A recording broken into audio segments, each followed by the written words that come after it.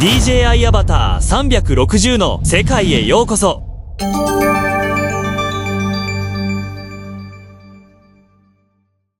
開けた場所に見えても、実はここ過酷なんです。どこが過酷なのよ。この時は風速8メーターでした。あら、すごい風じゃないか。ちなみにアバター2でやってみたけど、ホバリングすると風速に負けてものすごい勢いで飛ばされるので360に変更。それだけじゃない、送電線が至る所に。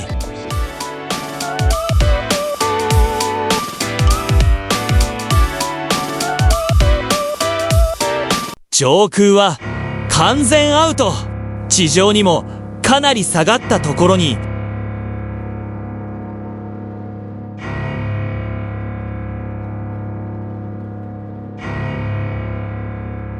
そこで思いついたのが360度があるじゃないか。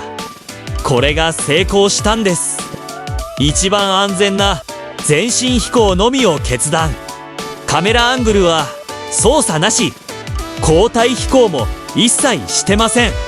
もちろん旋回もしていません。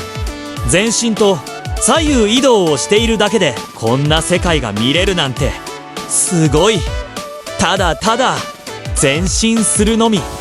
360の世界がこちらです。